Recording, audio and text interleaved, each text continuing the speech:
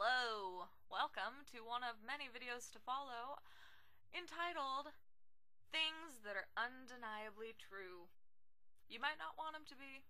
I don't know that I want them to be, but they are true and there's no way around it, so you're just gonna have to get over it and decide whether or not you want to listen to me talk about them. I'm assuming at least 50% of you will because I'm a teenage girl. That kind of works both ways. I like to watch videos with teenage girls because I think they're funny and I can relate to them most of the time, so I keep watching it. And guys like to watch videos with teenage girls because they're guys, right? It's what they do. So, fact number 1. If you are on your way home from somewhere and you need to go to the bathroom and you think you can hold it, the need to pee will increase times infinity the second you reach your door and have to put the key in the lock.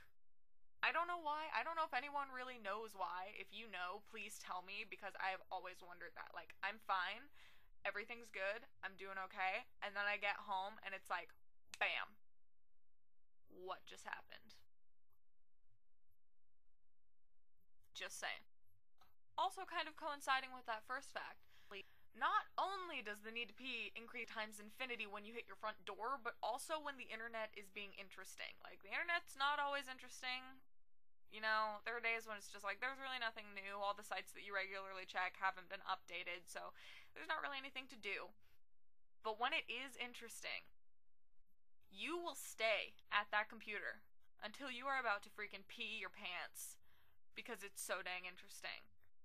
Which brings me to my next point, that the internet is always X times infinity more interesting when you have something kind of important to be doing. Like, you have like a huge homework project due the next day or something, and you're like, I'm just gonna check my email, and the next thing you know, it's like midnight, and you're like, what have I done with my life? I'm going to work at McDonald's forever. And you're kind of okay with that, because the internet was interesting. That made it kind of worth it. So, more power to you. 3. The level of complaining you do on a daily basis is directly in correlation with how lazy you are on that given day. For example, I have no money. Yeah, you should probably be looking for a job. I have no friends. Maybe if you'd get off the internet and go be social. Just saying.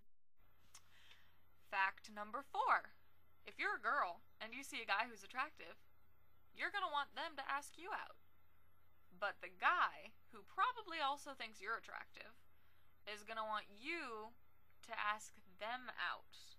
We're in this constant cycle of thinking that nobody's gonna ask us out because we want them to make the move, but a lot of girls don't realize that guys are just as scared as we are. No offense, guys. Like, not to unmanlyhood you, or however you'd correctly phrase that in the normal English-speaking world.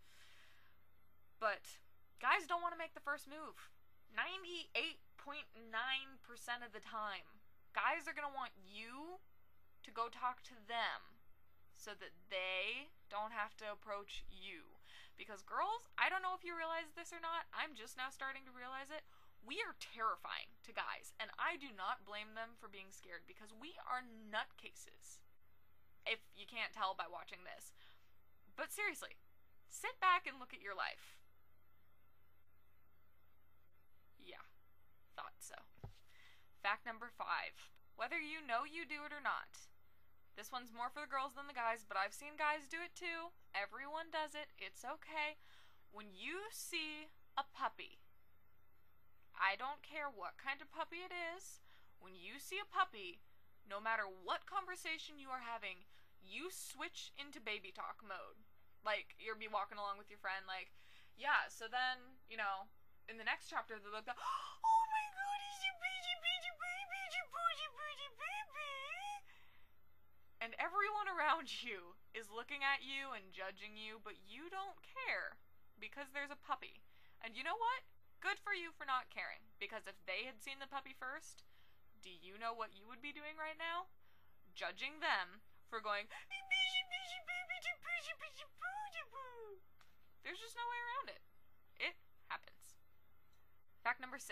If you are really good friends with a guy, or guys, if you're really good friends with a girl, no matter how many times somebody asks you and you say, no, no, no, we're just friends, eventually, somewhere down the road, there will be attraction from at least one side of the relationship.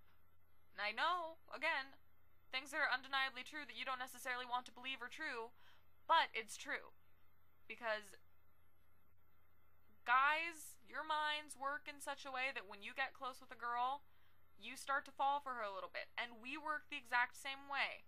If we start getting really close with a guy, we start to fall for them a little bit. There's no way around it. Again, you just have to decide whether or not you're going to act on it. And I know, one of the big concerns right now is everybody's worried they're going to get friend-zoned or bro-zoned or whatever, you know. But if you don't go for it, then you're never going to know.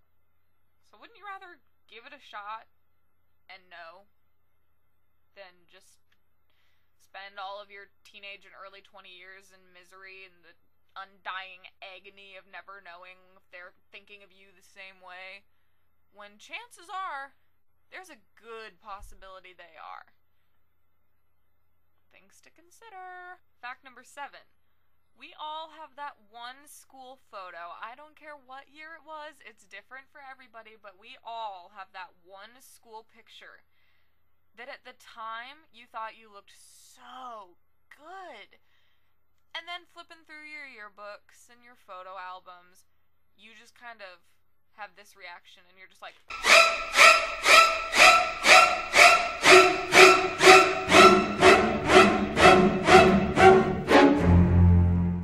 and then you just kind of want to die or rip out the photo and bury it, but that would probably draw more attention to it because then there's the empty space and somebody has a copy of that.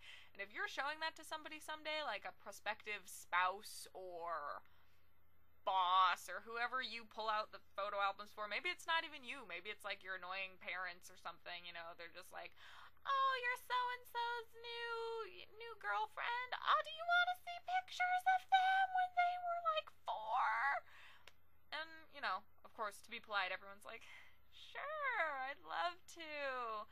We're not really at that point. This is a first date. I don't know why I'm here meeting your parents, but okay.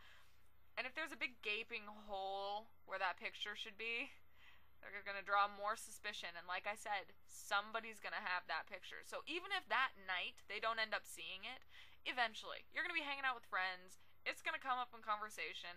And one of your friends, no matter how good a friend they are, is going to be drunk or doing something stupid. And they're going to be like, I have that picture! I have it! And they're going to pull it out. And chances are there's going to be a lot more people there than there would have been if you had just shown them the dang picture the first day you met them.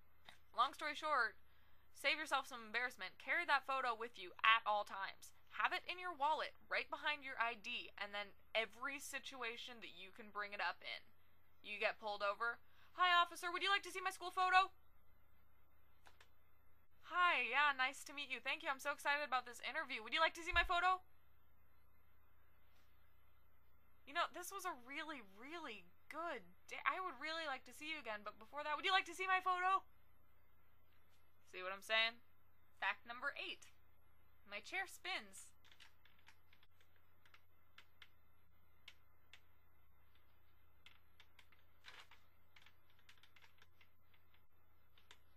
Thanks for watching.